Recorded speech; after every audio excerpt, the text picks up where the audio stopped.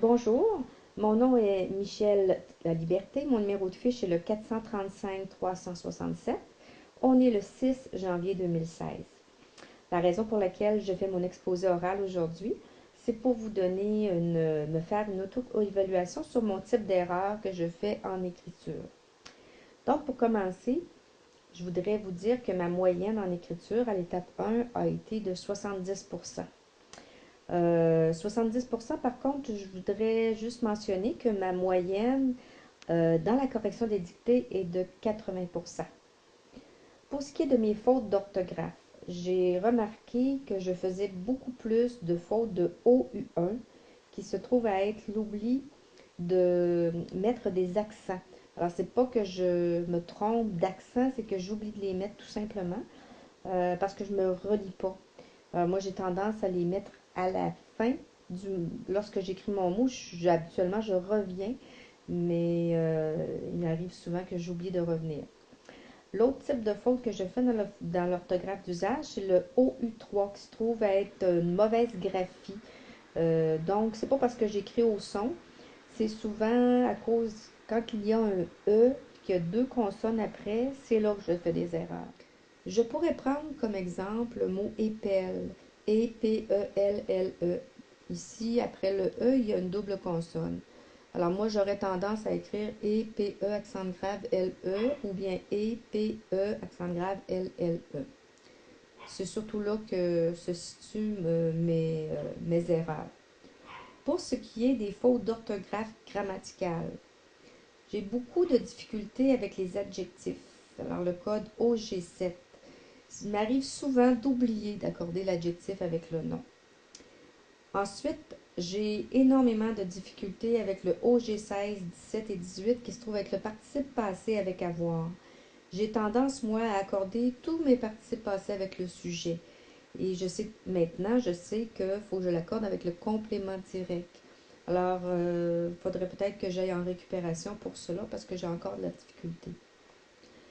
Pour ce qui est des fautes de ponctuation au niveau de la virgule, c'est surtout P15, c'est-à-dire que l'ordre est respecté, mais moi j'ai tendance à mettre une virgule entre le GV, le groupe du verbe, et le complément de phrase. C'est surtout ça. Le reste, pour ce qui est du reste, ça va bien.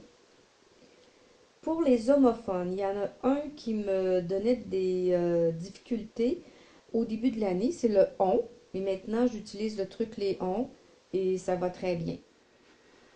En décembre, on a eu un examen on devait écrire un compte et c'est là que j'ai vu que j'avais de la difficulté au niveau de ma syntaxe avec mes temps de verbe, c'est-à-dire que j'ai de la difficulté à utiliser le passé simple et l'imparfait. J'ai de la difficulté à savoir quand utiliser l'un et utiliser l'autre. Une autre des difficultés que j'ai en syntaxe, c'est lorsqu'il y a une négation. J'oublie d'écrire le ne dans la négation. Au lieu d'écrire je n'aime pas, je vais écrire j'aime pas. Pour ce qui est de la correction de mon brouillon, euh, il y a certaines étapes que je fais. La première, c'est je vais rechercher en premier les déterminants. Ensuite, je vais les accorder avec les noms et après les adjectifs. Quand j'ai fait ça, là, je regarde les verbes, puis je les accorde avec leur sujet. Quand je veux écrire des mots, donc pour mon orthographe d'usage, ben, je vais chercher immédiatement dans le dictionnaire, aussitôt que je doute. Puis si toutefois je ne trouve pas le mot, ben, je préfère écrire un synonyme que d'avoir une erreur. Alors c'est comme ça que je corrige mon brouillon. Est-ce que je révise mon propre maintenant? Je le relis une seule fois pour voir si j'ai oublié un mot. Par contre, je ne vérifierai pas si j'ai tout mis mes S ou si j'ai tout bien écrit mes mots. Ma force en français, c'est la lecture. J'ai 80% en moyenne à l'étape 1 et je suis très contente.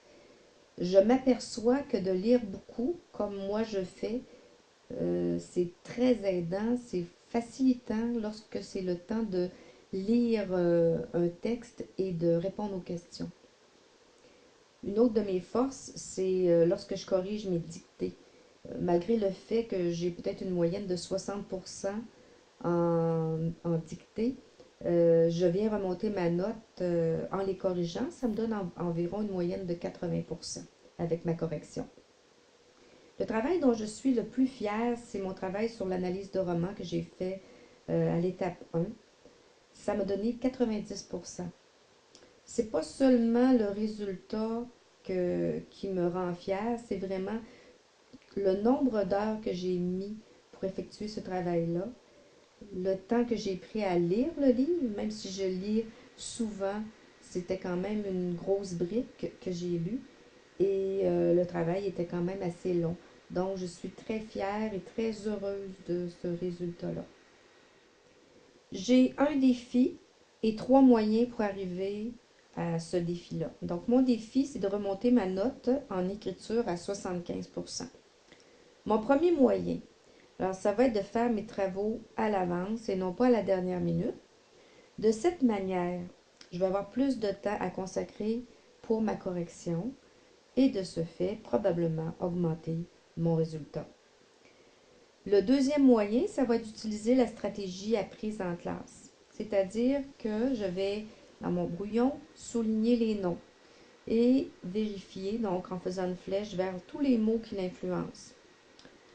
Ensuite, pour ce qui est de la virgule, quand je vais mettre une virgule, je vais m'assurer que je sais très bien le code qui correspond à cette virgule-là.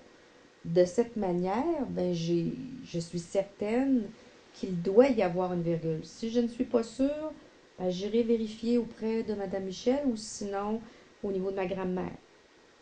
Le troisième moyen, pour ce qui est de mes erreurs d'accent, ben ça va être de me relire vraiment pour ne pas oublier mes accents.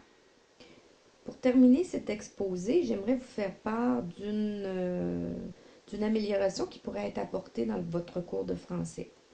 J'aimerais que vous nous laissiez du temps pour écrire des textes sans que vous nous imposiez de sujets et sans que vous nous évaluiez, juste pour le plaisir d'écrire.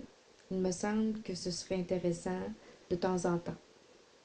Ce que j'aime de votre cours, c'est la façon dont vous donnez les dictées avec le petit avatar.